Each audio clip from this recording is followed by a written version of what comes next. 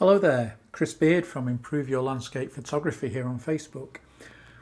Just got a quick tutorial for you now on how to finish images for displaying them on social media sites such as Facebook. Here's an image I've just finished processing, taken out in Norway. You can see the size of the image here. Natively it's 3,788 pixels square at 360 dots or pixels per inch. So the way I go about producing this for Facebook, image size, reduce my resolution down to 72 and width 900. Now if you have this link ticked here, it will automatically assign the height to the width.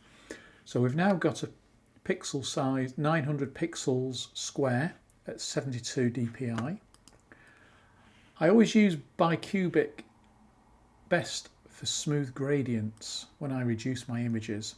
This is how it's resampled down to this size. Click OK. Reduces the size of the image. A couple of clicks with the magnifying glass brings it back up to full size. So what we want to do now is sharpen it. So I always make a copy, drag it down onto the copy layer here in your layers panel. There's several ways we can go about sharpening, and that's a whole tutorial in itself. But for this, for Facebook, I'm going to use a very quick one here. Come down to Sharpen, Smart Sharpen. Now this will actually apply a level of sharpening to the image. Sometimes it can be too much, sometimes it's just right. So I've got here in the settings amount 100%, radius 0.7 and remove Gaussian blur. Doesn't look too bad, so click on OK. The reason why I made a copy is now I can go back and fine-tune the amount of sharpening.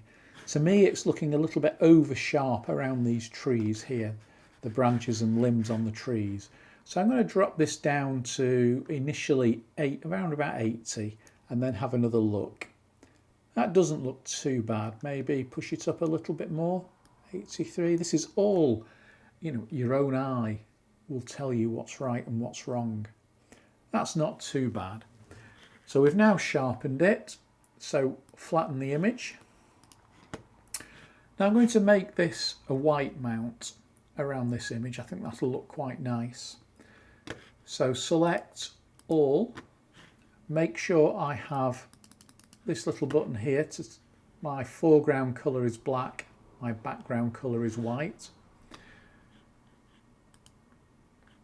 Go on, edit, stroke, and in the stroke dialog box I've got a stroke width of 2 pixels. And I've ticked the location for inside. That's not going to make my image any wider. It's still going to be 900 pixels square and not 904 pixels square. Click OK, select, deselect, and this will put a very fine key line around my image. Put white on top now by clicking the double-headed arrow button and go Image, Canvas Size, and in the new size button we want to type in 300 and in the height 300 also. Make sure our canvas extension colour is also white, and when we click on this now you'll see we'll put a white border around our image. So what we want to do now is put some text on it. So I'm just going to call this image Red Sheds. So click on the text tool, make sure I have black assigned here. The fonts I use 2 fonts, Trajan Pro for the title and Vanessa Marie for my watermark. So click on Trajan Pro, regular, 40 points, and make sure smooth is ticked here. You use whatever font you like, but around 40 pixels for Trajan Pro is okay. So I said I'm going to call this one Red Sheds.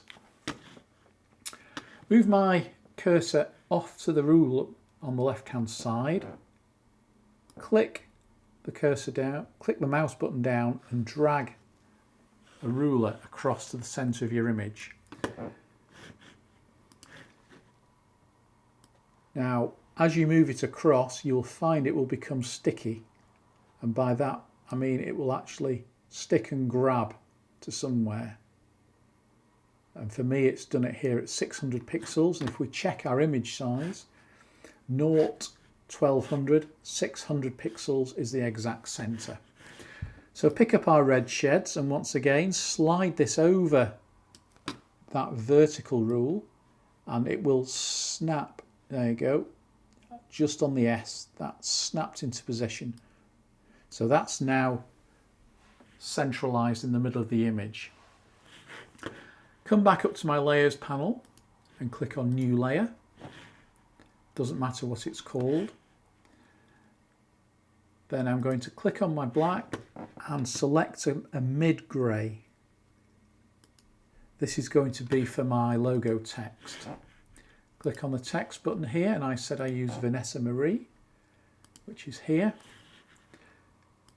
Click below, type in my name, Chris Beard Images, pick up the arrow bar and find the middle where it grabs, and that should be right in the middle. We need to clear our guide now, so go View, Clear Guides. There's our image. A couple more things to do. Click on Edit, Convert to Profile.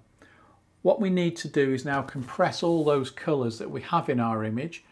I'm working 16-bit down to 8-bit sRGB, which is what we use to display images on the internet. So convert to profile. In destination space, we can see I'm working in the Pro Photo space for editing my images, but I now want to downsize it to sRGB. So when you click on this, you have a whole list of profiles, and it's sRGB IEC 61966-2.1. Click that. Doesn't really matter as long as you've got Adobe Ace and relative colorimetric. You can also have perceptual in there. Doesn't make a whole lot of difference for photographers. So one of these two are the two rendering intents that we use. Use black point compensation and flatten image to preserve appearance. Click on OK. So we've now converted that down to a colour space, so all our colours will be rendered accurately when viewed on the internet. Now all we need to do is save it. So I click on File, Save As, and we choose a location. This one's come into the right place, but if we didn't, 2014, edited, landscapes, Norway. I'm not even going to try and pronounce that. And we rename it Red Sheds, and I usually put an underscore and FB to symbolise that's a Facebook prepared image. Come down here, and of course we want to save it as a JPEG image. Click on there, and all we do is click Save. Image options, we want to save a quality here. We've got from 12, which is the maximum. 9 is about right for viewing over the internet. Click OK. There's our image saved. So when we want to upload it, we just do it the same way. So that's a very quick tutorial on how to prepare images for viewing on Facebook. Finishes them off really nicely. Hope you like it. Don't forget to follow us on Facebook. That's Improve Your Landscape Photography. Or you can check out my website, which is chrisbeard-images.com. Look forward to seeing you again. Bye.